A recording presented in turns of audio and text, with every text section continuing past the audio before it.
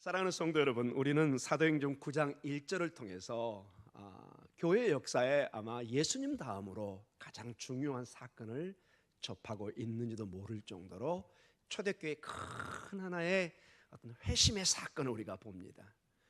우리 인생에 여러 가지 큰 사건, 회심의 사건, 기억할 만한 사건이 있지만은 여기 이 사울이 예수 그리스도를 만나서 이방의 사도가 되는 이 사건은 얼마나 중요했던지 성경에 적어놓고 있고, 사실은 예수님 그 다음에 이 신약 성경에서 중요하게 다루는 사람이 누구죠? 사도 바울입니다. 이 사도 바울을 빼놓고는 사실은 성경을 논하기가, 신약을 논하기가 어려울 정도로 우리가 말하는 칭이라든지 의롭다 하는 거라든지 모든 교리적인 그런 내용들이 사실 사도 바울의 서신서에서 이것이 나와 있는 것입니다. 우리 주님이 복음을 시작하고 그 복음을 정리한 사람이 사도 바울이다, 사울이다, 이렇게 말을 해도 과언이 아닌, 지나치지 않는, 모든 이 예수님과 사도 바울 그 이후에 초대 교부들을 통해서 이 모든 것들이 연결되는 것을 보게 됩니다. 그래서 우리는 언뜻 이 사도 바울이, 사울이 굉장히 괜찮은 사람처럼, 그래서 아무런 문제가 없는 사람처럼 우리는 언뜻 접할 때가 많이 있습니다. 그러나 우리가 스데반의 순교의 사건 때도 보았고 오늘 사건 때도 보았지만, 이 사울은, 여러분 참고적으로 사울은 히브리식 이름이고 로마식 이름이 바울입니다. 그래서 이 이름 때문에 큰 차이를 두지는 않았으면 좋겠습니다. 지금은 아직은 성경에 사울로 나왔기 때문에 사울로 부르겠습니다.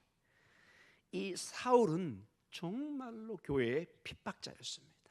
박해자요, 살인자였습니다. 교회에 가장 암초처럼 어려움을 줬던 사람입니다. 이런 사람이 예수님을 만나고 전혀 다른 180도 다른 길을 걸어가는 것을 보게 됩니다. 오늘 이 본문의 핵심이 그래서 예수 그리스도입니다. 사도 바울이 아니라 예수 그리스도입니다. 예수 그리스도를 만나면 우리가 전혀 예상할 수 없는, 전혀 때로는 기대하지 않는, 전혀 다른 삶을, 하나님이 예비하신 전혀 다른 계획의 길을 걸어갈 수 있다는 것을 오늘 우리에게 보여주고 있습니다. 여러분, 사도 바울은 어떤 특별한 사람이 아닙니다. 특별한 사람이 아니고 오히려 교회의 핍박자요, 교회의 방해꾼이요, 하나님의 성경에 크게 대치됐던 사람입니다. 그런 사람이 예수 그리스도의 생명의 복음을 만난 다음에 어떻게 변하는 것을 우리가 보면서 저희들의 삶 속에서도 여러분의 많은 기도 제목이 있을 것입니다. 신방을 해보고 전화를 받고 여러 가지 내용을 보면은 도저히 제가 풀 수 없는, 제가 가장 힘들 때가 여러분 어떨 때인 줄 아십니까? 여러분, 신방을 하면서 대화를 나눕니다. 쭉 어려운 얘기를 합니다. 그리고 이렇게 코멘트를 다십니다. 목사님, 어떻게 하면 좋을까요? 어떻게 해야 됩니까? 제가 고개를 못 듭니다, 여러분. 너무 제가 무능력해 보이고 좀 손을 얹어서 그 암덩이가 막 떠나가고 그 집에 막 금송아지가 막 떨어지고, 금송아지는 안 좋네요. 우상으로 갈 수 있으니까. 예, 막 금모, 막 그래서 막 경제적인 문제가 한꺼번에 쫙 풀리고 그냥 건강이 막 풀리고, 이러면 얼마나 좋을까? 직장의 문제가 풀리고 결혼의 문제가 풀리고.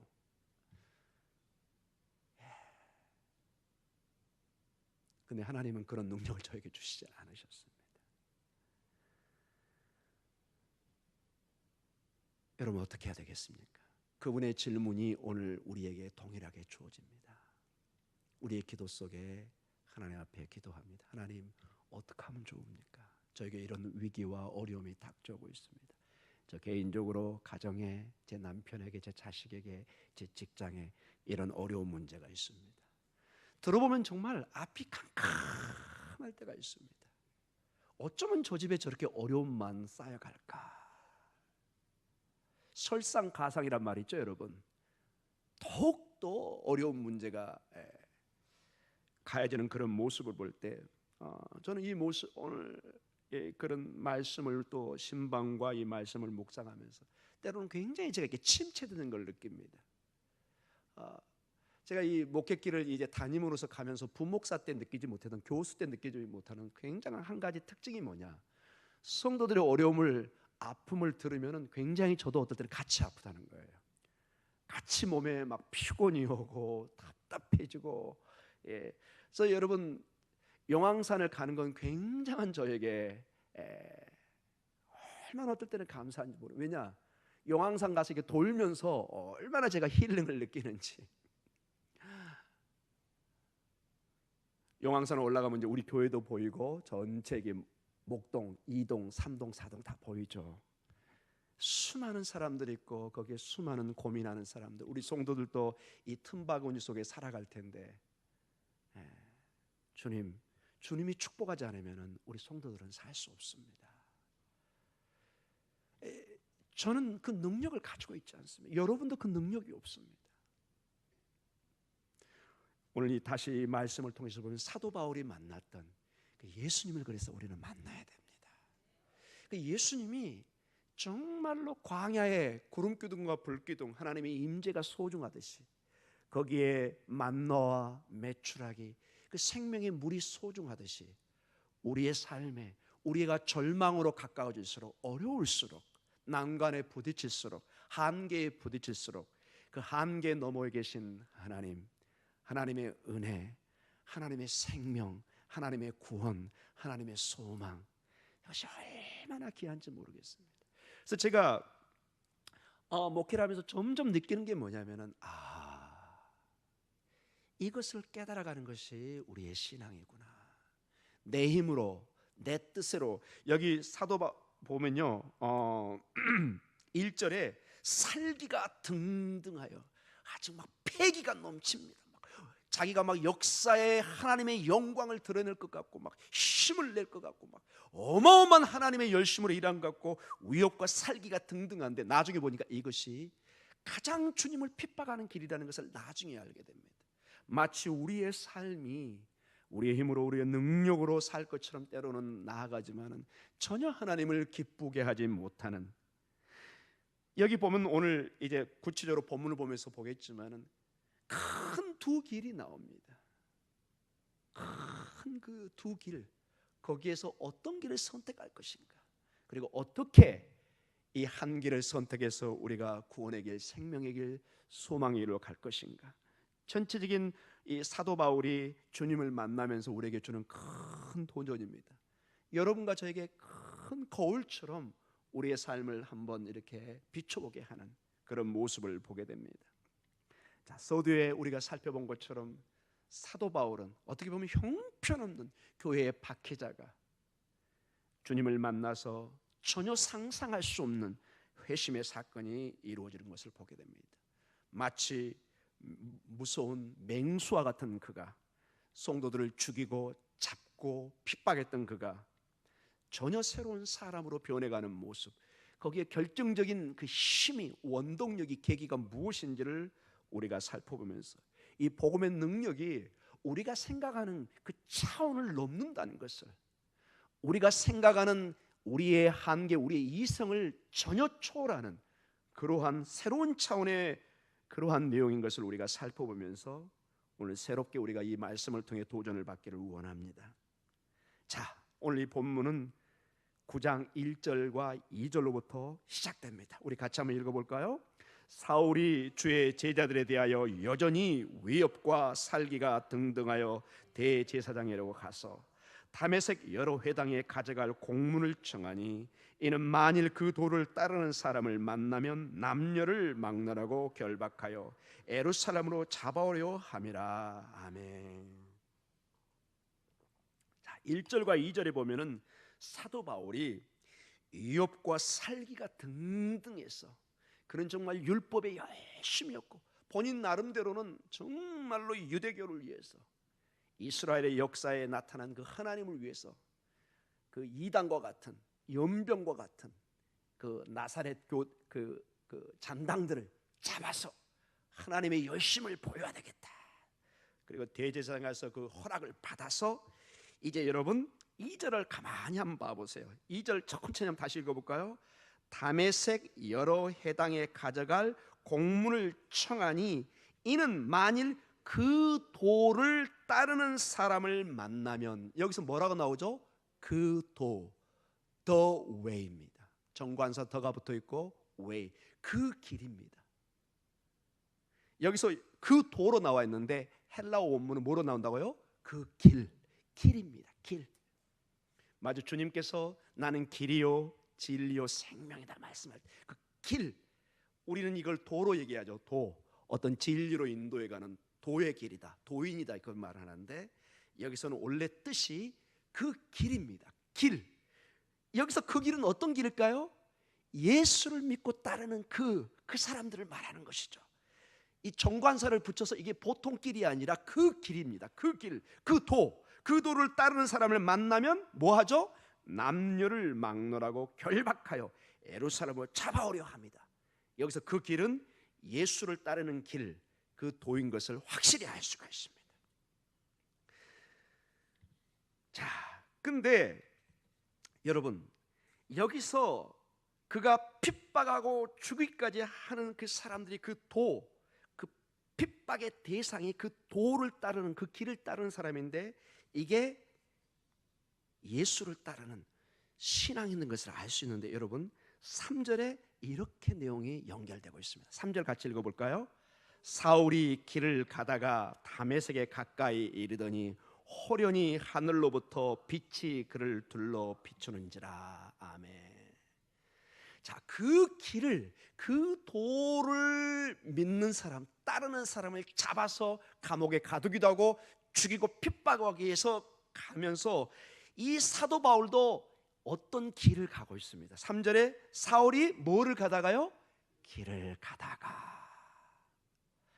자, 한쪽은 예수를 따르는 길입니다. 그것을 생명으로 믿고 목숨을 내놓고 가고 있고, 그 사람을 잡으려고 또 어떤 길을 사용해서 그 도로 향하고 있는 것을 보게 됩니다.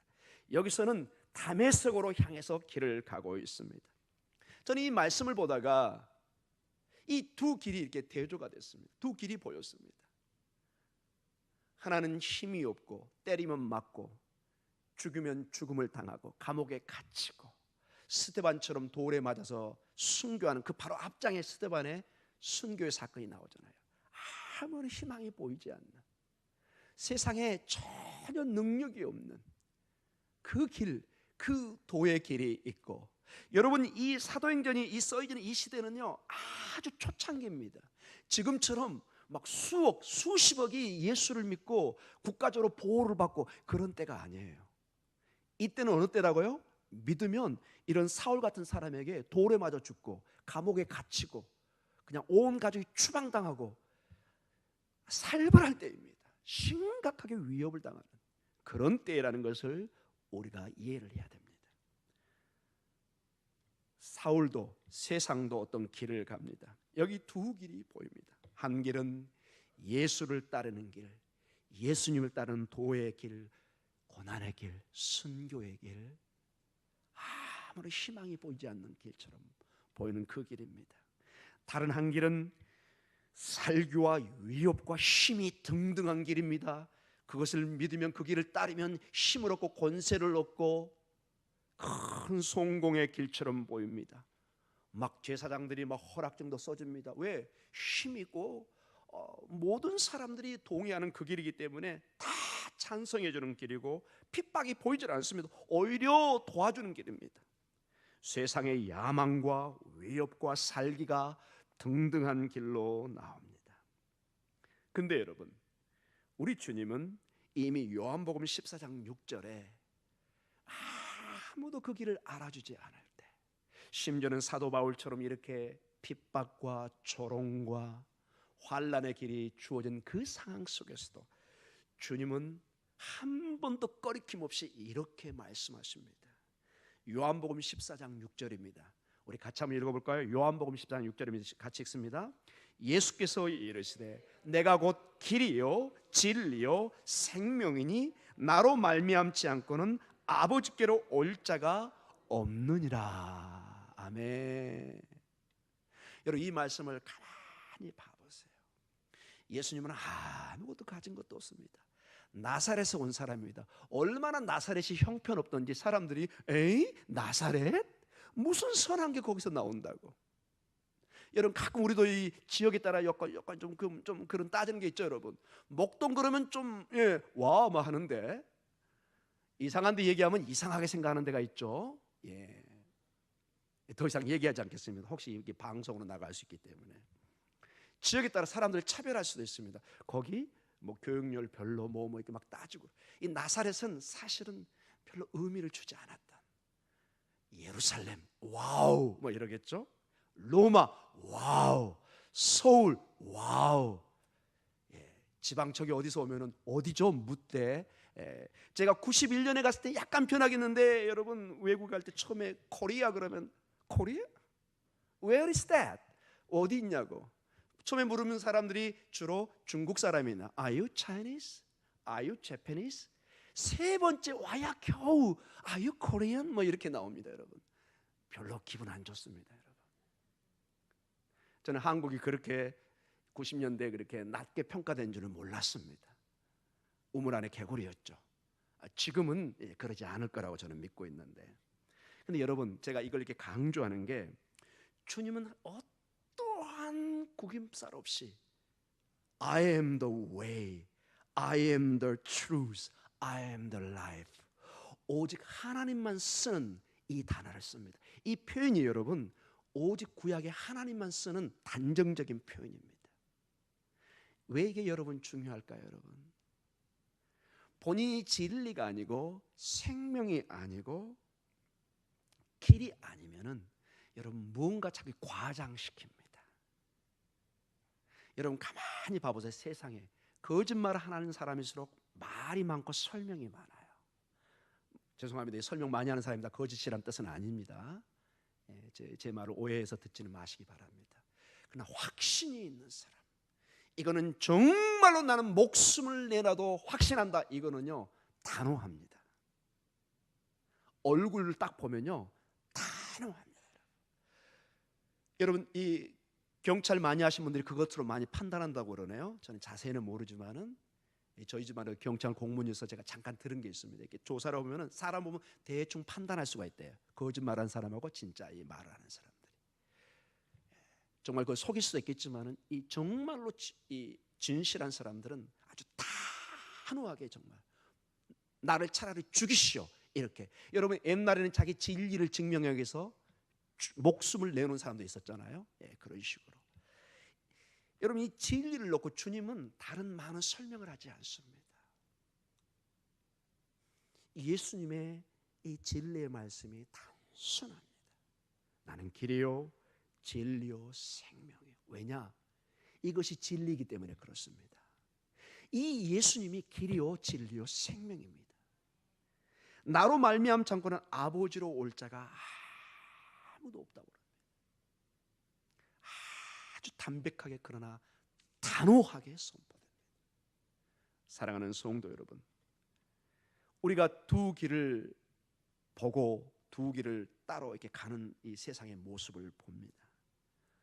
주님의 길은 그렇게 환영받는 길처럼 보이지 않습니다. 자꾸 좁은 길을 얘기합니다. 십자가의 길을 얘기합니다. 많은 걸 절제하게 합니다. 때로는 힘들지만 금요철야에 나와서 기도하게 합니다.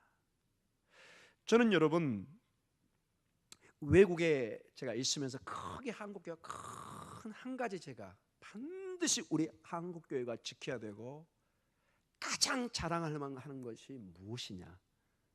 기도의 삶이라고 생각합니다. 솔직히 신학적으로는 이런 것은 우리 한국이 외국을 따라가기는 어렵습니다. 외국은 벌써 수백 년, 수천 년의 기독교의 역사가 있었고, 제가 공부하러 갔는데 어떤 서점을 갔더니 책이 신학책만 100만 권, 200만 권이 있어요, 여러분. 자, 그때 완전히 제 교만이 다 꺾어져 버렸습니다. 겨우 책 몇 권 읽고 갔다가 도서관에 신학책만 100만 권, 200만 권. 별로 여러분 안 와닿죠, 여러분. 이게 100만 권 정도 되려면요, 우리 교회에 한 10채 내지 한 20채가 이렇게 연결돼 가지고 만들어도 책을 다 못 놓습니다, 여러분. 어마어마합니다, 여러분. 영화에 나오는 그 장면을 생각하시면 그대로 여러분 맞습니다. 그래서 여러분, 우리가 어떤 이론적으로나 신학적으로 외국을 우리가 앞서간다 쉽지 않습니다. 그래서 저희 같은 경우도 이렇게 유학을 가서 배우고 교수님들에게 배우고, 지금도 상당수의 중요한 책들은 영어 원서를 읽고 해석하는 경우가 많이 있습니다. 인정합니다. 오케이. 그런데 외국 교회가 우리에게 흉내도 못 내고 따르기 무척 어려운 게 뭐냐? 이 말씀에 대한 사랑과 기도에 대한 간절한 마음들. 이것만큼은 여러분, 우리 한국 교회가 가장 자랑해야 되고, 이건 놓쳐서는 안 됩니다. 여러분, 외국 교회 금요 철야에 기도하러 가자. 아마 1명, 2명 오면은 기적이 일어난 겁니다. 와우.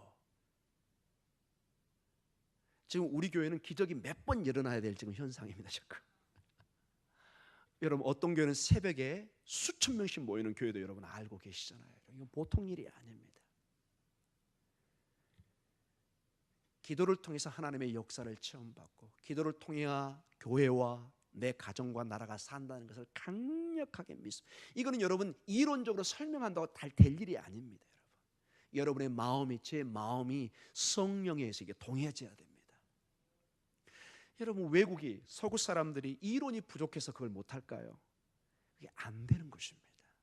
저는 한 번은 깜짝 놀란 게, 어떤 유명한 교수님과 대화를 했는데 기도 시간에 그분이 기도에 잘 못하는 것을 보면서 깜짝 놀랐습니다.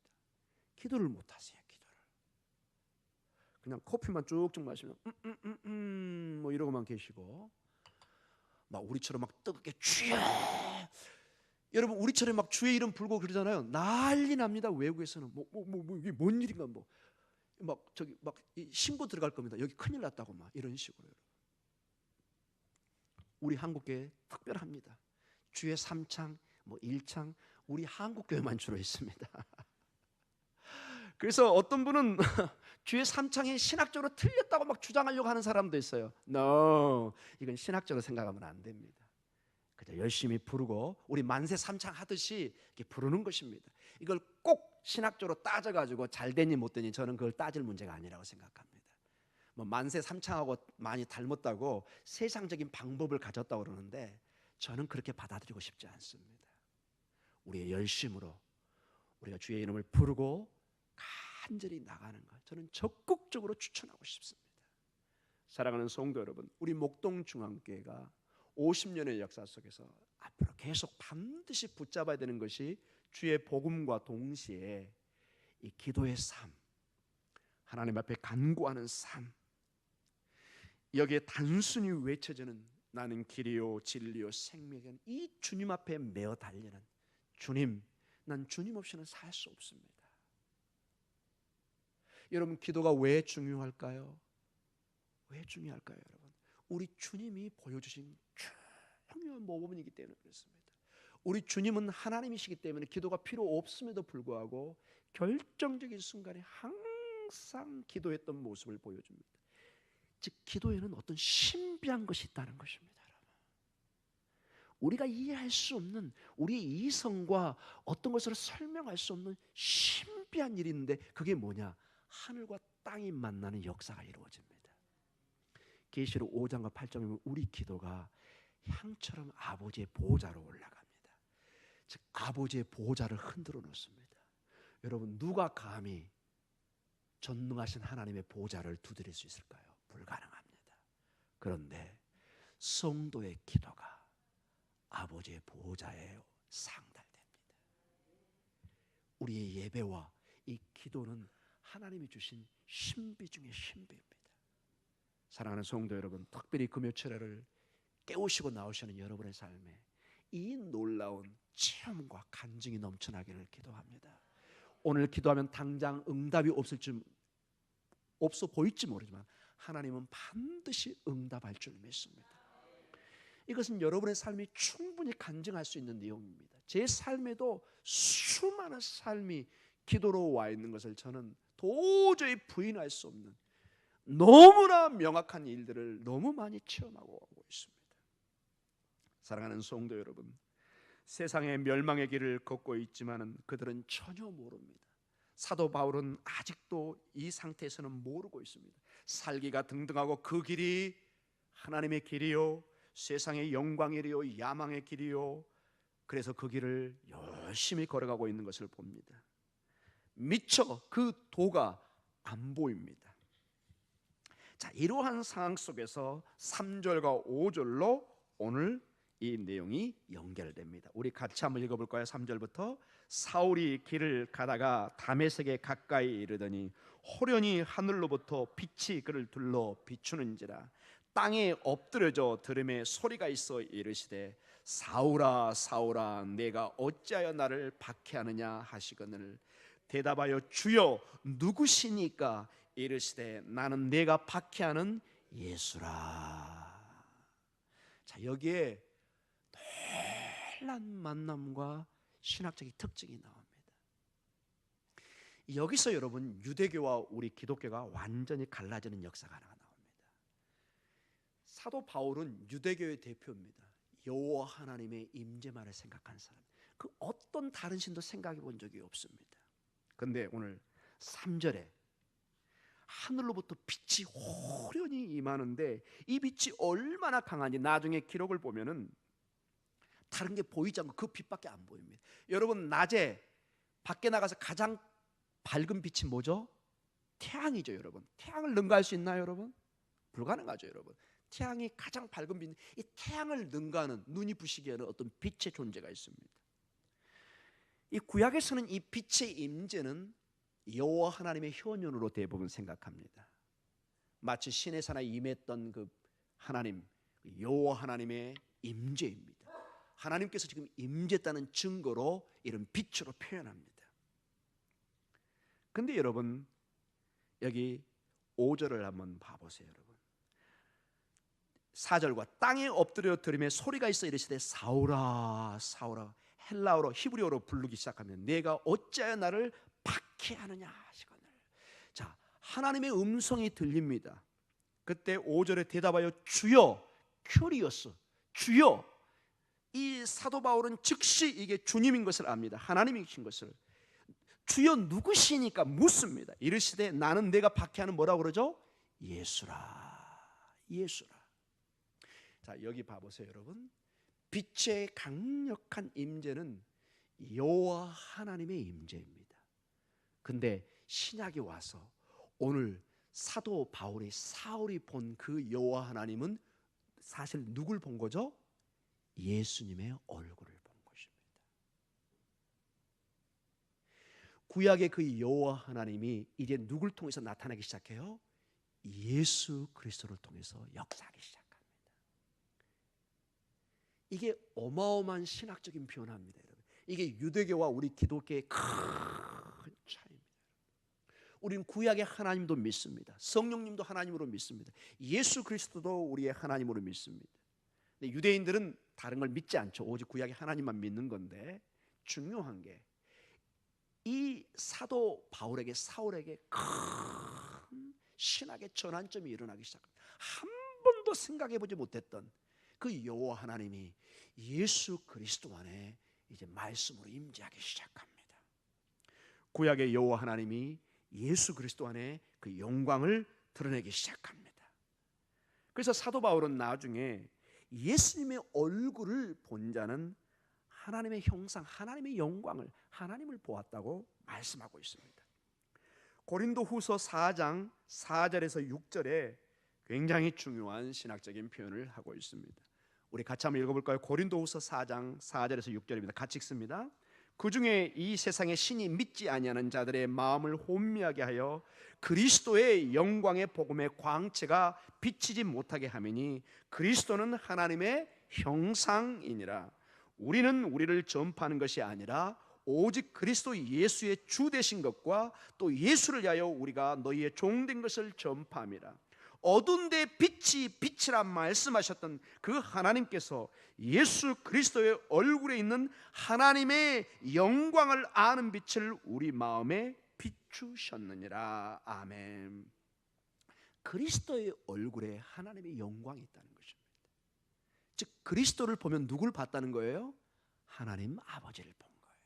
그리스도를 만나면 여호와 하나님을 만나는 것이에요. 이건 저의 얘기가 아니라 이 성경이 이렇게 말씀하고 있습니다. 이건 굉장히 중요한 우리의 깨달음이고 기도에 반드시 여러분이 알고 계셔야 할 내용입니다. 이 하나님의 형상, 여러분 우리는 창세기에 보면은 하나님의 형상으로 지어졌습니다. 맞죠? 우리는 하나님의 형상으로 지어졌습니다. 하나님께서 그 아버지 하나님께서 흙에 아담아를 아담 사람이 되게 했습니다. 아담아 흙을 아담 사람을 되게 했는데 그 사람을 단순히 그냥 사람이 아니라 하나님의 형상으로 만들어 거기에 하나님의 생명을 부으셨습니다. 근데 타락에 의해서 이 하나님의 형상이 깨졌어요, 여러분. 그래서 온전히 하나님의 형상을 드러내지는 못해요. 자, 그러면 어떻게 우리가 하나님의 온전한 형상을 회복할 수 있을까요? 우리가 사람답게 될 수 있을까요? 이 예수 그리스도, 하나님의 진정한 형상인 예수 그리스도 앞에 나오면 깨어진 우리의 형상이 어떻게 된다는 거예요? 회복되는 거예요. 생명으로 회복된다고요. 생명을 얻는 거, 구원을 얻고. 이 죄에서 벗어날 수 있는 유일한 길이 뭐냐? 하나님의 진정한 형상인 예수 그리스도께 돌아오는 길입니다. 그래서 여러분 구약은 회개가 우리가 살 길 회개가 하나님께로 돌아가는 것인데 신약에서 회개는 이게 누구에게로 돌아가는 걸로 되죠? 예수 그리스도께 돌아가는 거예요. 이게 회개라는 거예요. 왜냐? 이분께 돌아와야 이 형상이 회복되고 우리가 온전한 인간, 온전한 질서, 온전한 삶의 회복을 생명을 얻을 수 있다는 것입니다. 사랑하는 성도 여러분, 이제 결론적으로 말씀을 마쳐가겠습니다. 사울이 그의 길을 가다가 그 길을 만납니다. 예수 그리스도, 하나님의 온전한 형상, 여호와 하나님의 그 임재를 예수 그리스도 안에서 만나기 시작합니다. 근데 이 예수 그리스도가 오늘 살아서 말씀을 전하고 꿈틀거리고 있습니다. 여러분 이게 얼마나 놀라운 일인지 아세요? 왜 놀라운 일일까요, 이게 여러분? 사도 바울에 의하면, 사울에 의하면 이 예수는 살아 있어야 돼요, 죽어 있어야 돼요? 죽어 있어야 돼요. 왜죠? 십자가에 죽었잖아요. 제 말이 지금 제 논리가 이해가 되세요? 지금 말고 그 당시를 생각하세요, 여러분. 사도 바울 당시에 이 회심 전에 유대인들에게, 사울에게는 예수님은 산자로 있으면 안 되는 거예요. 십자가에 죽은 거예요. 3일 만에 부활한 거 그들은 어떻게 소문냈죠? 제자들이 몰래 죽은 시체 훔쳐가서 소문낸 걸로 그들은 그렇게 만들어놨단 말이에요. 죽은 거예요. 말을 나타내면 그건 귀신이지 예수가 아니에요. 그런데 오늘 이 다메섹 선상에 누굴 만나요? 부활하신 주님. 똑똑히 말씀하세요. 사울아, 사울아. 마치 예수님을 부인하고 저 갈릴리 호수에서 인생의 모든 걸 이제 정리하고, 그래 우리의 직업인 어부 생활하면서 이제 남은 인생 살자 하고 있던 그 제자들에게 나타나서, 사랑하는 내 제자들아, 베드로야, 요한아, 내 양을 쳐라, 내 양을 먹여라, 이렇게 말씀하듯이 사울아, 사울아, 이 부활하신 주님이 직접 나오셔서 말씀하십니다. 사랑하는 성도 여러분, 우리 주님은 살아계십니다. 우리 주님은 부활의 능력으로 오늘도 역사하고 계십니다. 자, 아멘 하신 여러분에게 그래서 도전이 주어지는 것입니다. 여러분의 삶에 어떤 기도의 제목이 있습니까? 이 밤에 어떤 눈물의 내용들이 있습니까? 여러분이 계속 눈물로 한숨으로 살면 여러분 무엇을 증명하는 거예요? 이 예수님이 죽었다고 여러분이 행동으로 보여주고 있는 거예요. 내 기도 가운데, 확신 가운데 나는 불가능하고 나는 힘들고 나는 이 문제를 해결할 수 없지만 살아계신 하나님은 반드시 능치 못한 일이 없으시고 합력하여 선을 이루시고 반드시 응답하실 것이다, 이렇게 믿고 나가면 우리가 뭘 증명하는 거예요? 우리 주님이 살아계시고 부활하시고 역사하신 것을 내 삶으로 보여주는 것이에요. 굉장히 중요한 차이입니다. 우리 장로님 아멘입니다. 그렇습니다. 아멘. 우리 서경화 집사님 아멘. 우리 권사님, 저 뒤에 계신 우리 집사님들, 우리 교육자 여러분, 그리고 저도 마찬가지고 나는 힘들고 성도의 어려움을 보면 나는 힘들고 눈물이 나지만은 그러나 우리가 다시 한번 소망 가운데 일어설 수 있는 것은 주님이 살아서 역사하기 때문에 일어서는 것입니다. 놀라운 고백인 것입니다. 사랑하는 성도 여러분, 그래서 핍박이 핍박으로 끝나지 않고 박해가 박해로 끝나지 않고 오늘 예수 그리스도 이 살아계신 하나님이 이 핍박자 사울을 놀란 이방의 전도자, 증언자, 사도로 변화시키는 바울로 이제 일하게 합니다. 바울은 로마식 이름이요, 이제 로마 지역으로 가서 선교를 하면서 이름을 새롭게 하고 새롭게 그의 정체성을 부여해주고 있는 것을 보게 됩니다. 사랑하는 성도 여러분, 사울의 인생이 전혀 예상치 않은 180도의 인생으로 변해가는 것은 이 살아계신 예수님을 만났기 때문에 그런 것입니다. 오늘 이 밤에 여러분과 제가 이 살아계신 예수 그리스도 안에 다시 한번 힘을 얻는, 소망을 얻는, 다시 한번 우리의 정체성을 확인하고, 마귀는 끊임없이 얘기합니다. 너는 실패자야, 너는 낙오자야, 네 기도는 응답받지 못해, 너 이게 피곤하게 와서 이거 다 소용없는 거야, 그냥 집에 가서 편히 쉬어. 오늘 이 밤에 단호하게 외치시기 바랍니다. 나사렛 예수 이름으로 명령하여 물러나가 떠나갈지어다. 예수의 이름으로 단호하게 여러분 거부하십시오. 나는 피곤하고 나는 연약하고 나는 부족하지만은 내가 아니라 내 안에 역사하시는 예수 그리스도는 크고 넓고 상상을 초월합니다. 우주를 다스리시고 우리의 문제는 주님 앞에 아무것도 아니십니다.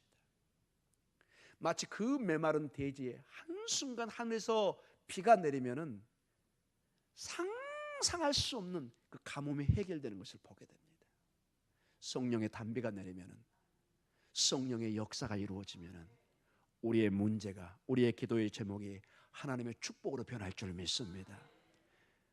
사랑하는 성도님, 이 밤에 사울이 변하듯이 여러분의 삶의 기도에 이런 변화가, 하나님의 축복이, 역사가 있을 줄 믿습니다. 우리 다 같이 기도하겠습니다.